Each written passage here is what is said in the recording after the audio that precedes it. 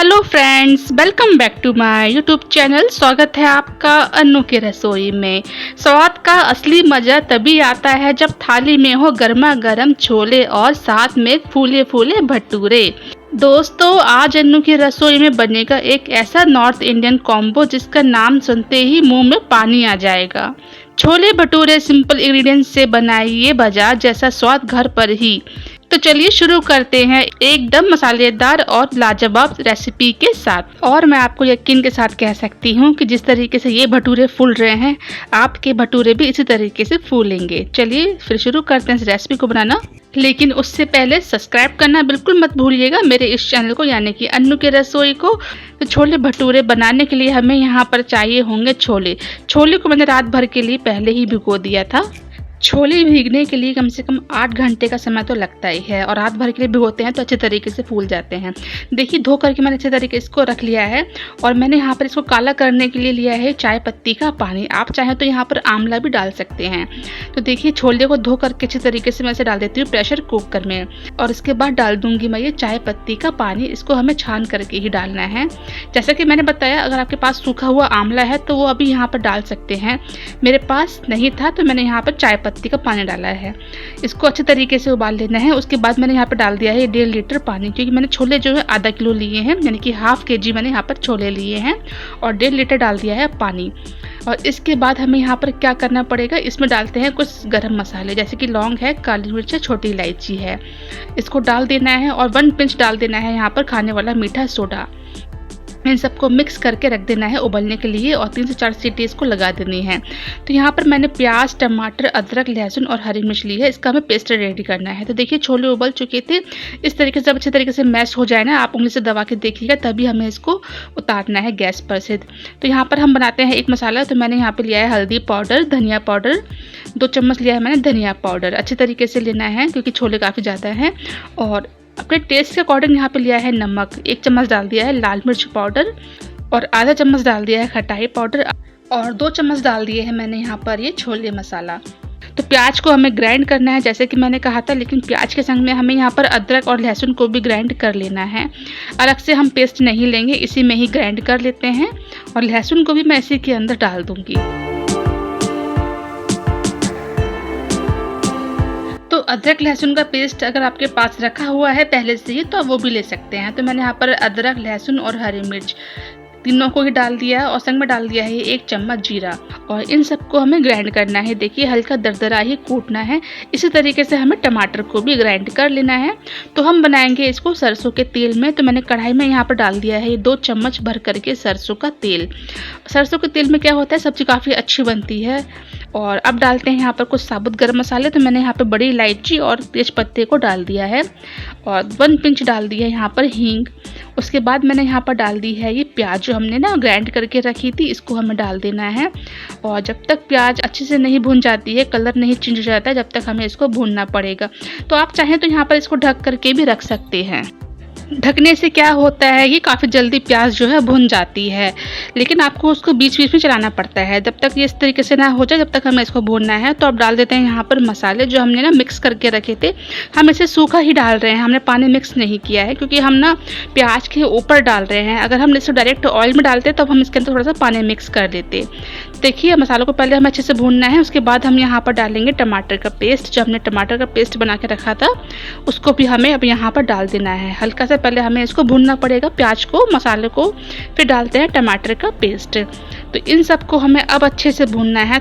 थोड़ा सा ना हमें यहाँ पर डालना पड़ेगा पानी। तो मैंने भी यहाँ पर थोड़ा सा पानी डाल दिया है, जिससे कि मसाले अच्छे से ऑयल छोड़ेंगे। तो देखिए, अब हमें यहाँ पर इसको वापस से ढक करके रखना पड़ेगा। जैसे कि मैंने बताया, ढकने से काफ़ी जल्दी ये काफ़ी अच्छी तरीके से भुन जाएंगे, ऑयल भी सेपरेट कर देंगे। देखिए, यहाँ पर मैं एक मसाला कूट रही हूँ। मैंने यहाँ पर साबुत जीरा लिया है, और थोड़ी सी ली है कसूरी मेथी। इन दोनों को अच्छे से भून लिया था मैंने तवे के ऊपर, और इसको मैं कूट रही हूँ, यानी कि हल्का दरदरा सा मैं इसको बना रही हूँ। ये हमें लास्ट में डालना है छोले के ऊपर।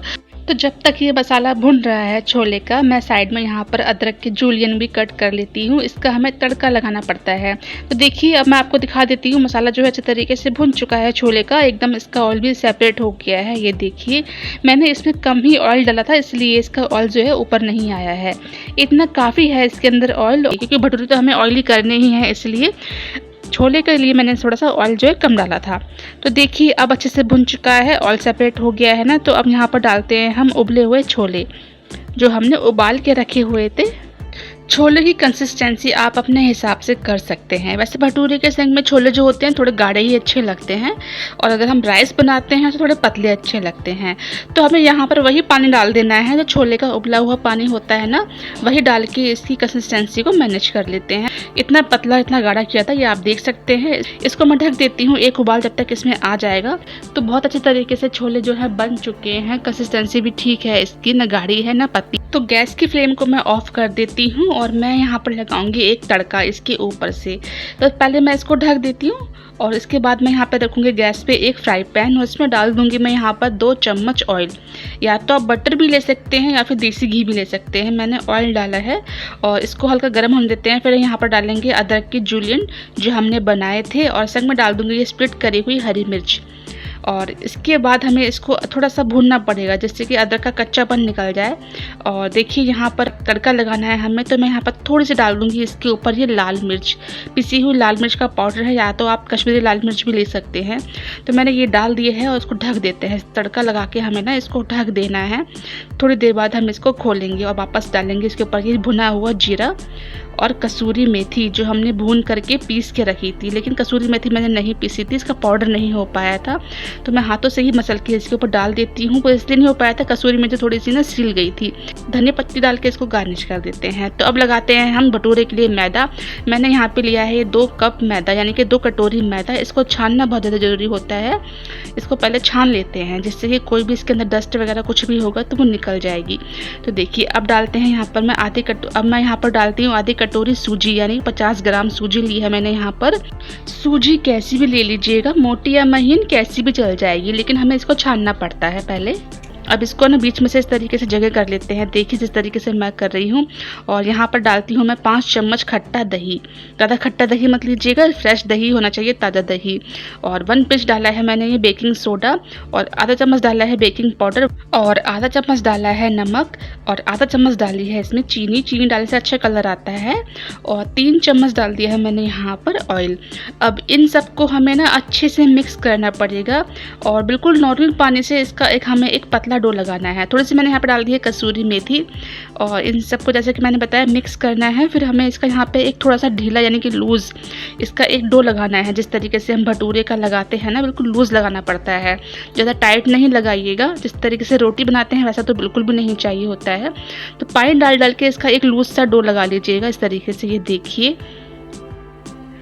आप चाहे तो इस मैदे को आप पहले से भी लगा के रख सकते हैं, 1 घंटा या आधा घंटा या 2 घंटा, कितनी देर भी रख सकते हैं, काफ़ी अच्छे बनते हैं। लेकिन हमें इस तरीके से लगा करके इसको इस तरीके से पटकना है। ये देखिए जिस तरीके से मैं इसको पटक रही हूँ ना, इससे क्या होता है सूजी में अच्छी तरीके से स्ट्रेच आएगा, तभी हमारा जो भटूरा है अच्छे तरीके से खिंचेगा और काफ़ी बड़े बड़े बनेंगे कि भटूरे जो है अच्छी तरीके से फूलते हैं। तो देखिए यहाँ पर मैंने थोड़ा सा ऑयल और लगाया है, इसके ऊपर डाल दिया है ऑयल थोड़ा सा, जिससे कि ये चिपकेगा नहीं अब हमारे हाथों में, ना किसी बर्तन में। तो इसलिए यहाँ पर ऑयल डाला जाता है।